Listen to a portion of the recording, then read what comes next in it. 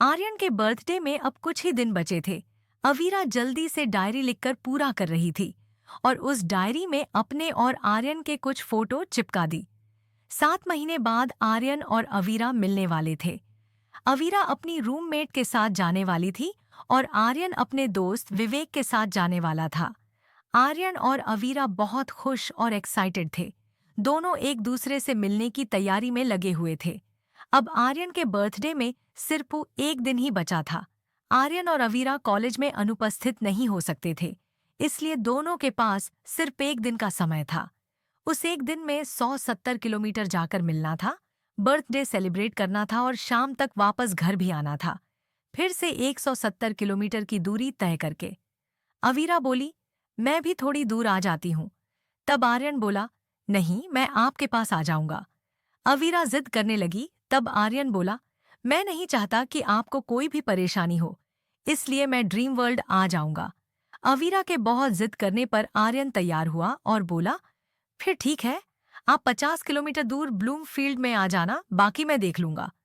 तब अवीरा बोली, ठीक है। आर्यन के बर्थडे में अब सिर्फ 2 घंटे बचे थे। अवीरा रात को जाग रही थी सबसे पहले विश करने के लिए। जैसे ही 11:45 हुआ, अवीरा आर्यन को कॉल की।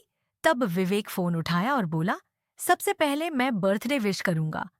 तब अवीरा बोली, नहीं, सबसे पहले मैं विश करूंगी। विवेक अवीरा को परेशान कर रहा था और बोल रहा था, मैं आर्यन के पास हूं, तो सबसे पहले विश मैं करूंगा। तब आर्यन बोला, अवीरा को परेशान मत कर, सबसे पहले अवीरा ही बर्थडे विश करेगी। और फोन ले लिया। जैसे ही 12 बजे अवीरा बर्थडे विश की। उसके बाद विवेक भी विश किया और सब सो गए क्योंकि सुबह जल्दी उठना था, मिलना जो था। आर्यन 4 बजे से उठ गया और जाने के लिए तैयार होने लगा। आर्यन के साथ विवेक भी तैयार होने लगा। 4 बजे से आर्यन उठ गया और जाने के लिए तैयार होने लगा। अवीरा 5 बजे उठी और आर्यन के लिए मैगी के पकौड़े बनाने लगी। आर्यन और विवेक 5 बजे की बस में बैठ गए क्योंकि 6:30 पर ट्रेन थी। अवीरा और उसकी रूममेट भी जल्दी से तैयार होकर 7 बजे ट्रेन के लिए निकल गईं। आर्यन लोग 8:30 तक पहुंच गए। 10 मिनट बाद अवीरा लोग भी पहुंच गईं। दोनों एक दूसरे को देखकर मुस्कुराए और अवीरा बर्थडे विश की। सब लोग गार्डन गए और बर्थडे सेलिब्रेट किया। सब बहुत खुश थे। साथ में मैगी के पकौड़े खाए, सबको बहुत अच्छा लग रहा था। फिर अवीरा ने आर्यन को गिफ्ट दिया। आर्यन पूछा, क्या है इसमें? अवीरा बोली, आपके लिए डायरी है, रूम जाकर पढ़ना। तब आर्यन खुशी से बोला, ठीक है। सब साथ में बहुत मस्ती किए और घूमे। कुछ समय घूमने के बाद सब लोग पास के मंदिर गए, भगवान जी की अच्छे से पूजा की और भगवान जी से आशीर्वाद लिया। 3:30 बजने वाला था। आर्यन बोला, चलो अब आप रूम जाओ। तब अवीरा बोली, थोड़ी देर और रुकते हैं ना? आर्यन बोला, नहीं, आपको अंधेरा होने से पहले रूम पहुंचना है। मैं आपको 4 बजे की ट्रेन में बैठा दूंगा, चलो। अवीरा बोली, ठीक है, और उदास हो गई। आर्यन बोला, क्या हुआ? अवीरा बोली, मुझे आपकी याद आएगी।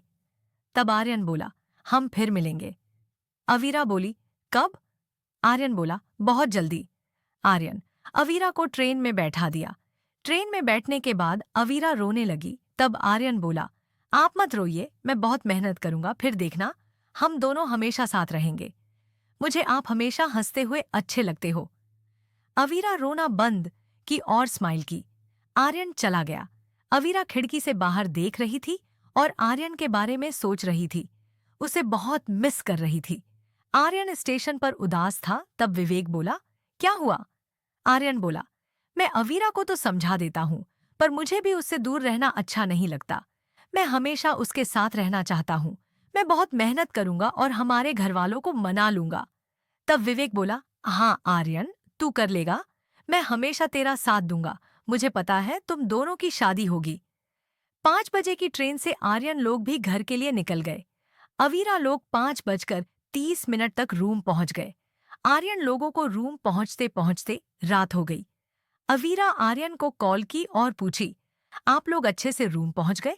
आर्यन बोला, हाँ। आर्यन और विवेक बहुत थक गए थे। दोनों थोड़ी देर आराम किए। फिर आर्यन अवीरा को कॉल किया और बोला, आज का दिन बहुत अच्छा था। अवीरा बोली, हाँ, साथ में समय का पता ही नहीं चला ना। आर्यन बोला, हाँ। अवीरा पूछी, आप डायरी देखे? आर्यन बोला, नहीं देखा हूं, आज बहुत थक गया हूं, कल देखूंगा। अवीरा बोली, ठीक है, अब आप सो जाओ। दोनों ने गुड नाइट बोला और फोन रख दिया। फोन रखने के बाद आर्यन सोचा, थोड़ा देखता हूं डायरी में क्या है। आर्यन डायरी ओपन किया और पहला पेज पढ़ा तो उसे बहुत अच्छा लगा। आर्यन अवीरा को कॉल किया और बोला, मैं डायरी का पहला पेज पढ़ा, मुझे बहुत अच्छा लगा। यह सुनकर अवीरा बहुत खुश हुई। आर्यन बोला, चलो अब मैं फोन रखता हूँ, आगे भी पढ़ूंगा। तब अवीरा बोली, ठीक है। आर्यन अपनी सारी थकान भूल गया। बहुत खुश और एक्साइटेड होकर वह डायरी पढ़ने लगा। थोड़ा पढ़ा, फिर खुश होकर उसने अवीरा को कॉल किया, पर इस बार अवीरा सो गई थी। आर्यन रात में ही पूरी डायरी पढ़ लिया। डायरी पढ़ने के बाद आर्यन बहुत ज्यादा खुश, एनर्जेटिक, मोटिवेटेड और पॉजिटिव महसूस कर रहा था। आर्यन अवीरा को मैसेज किया कि उसे डायरी कितनी अच्छी लगी और यह बर्थडे उसकी लाइफ का अब तक का सबसे अच्छा बर्थडे था। बहुत रात हो गया था। अब आर्यन सोने गया। सुबह हुआ। अवीरा उठी और देखी आर्यन का मैसेज। अवीरा मैसेज देखकर बहुत खुश हुई और सोची, मैं जो सोचकर आर्यन के लिए डायरी बनाई थी वो सक्सेसफुल रहा। आर्यन सोकर उठा। आज आर्यन बहुत अच्छा फील कर रहा था और पूरी तरह एनर्जी से भरा हुआ था। आर्यन को देखकर विवेक बोला, आज तू बहुत खुश लग रहा है। तब आर्यन बोला, हाँ, मैं आज बहुत खुश हूँ। मैं कल डायरी पढ़ा, उसको पढ़ने के बाद मुझे बहुत अच्छा लग रहा है। विवेक बोला, यह तो बहुत अच्छी बात है। थोड़ी देर बाद आर्यन अवीरा को कॉल किया और बोला, आपका गिफ्ट मुझे बहुत पसंद आया। तब अवीरा बोली, मैं बहुत खुश हूँ। मैं जो सोचकर आपके लिए गिफ्ट बनाई थी वो सक्सेस रहा।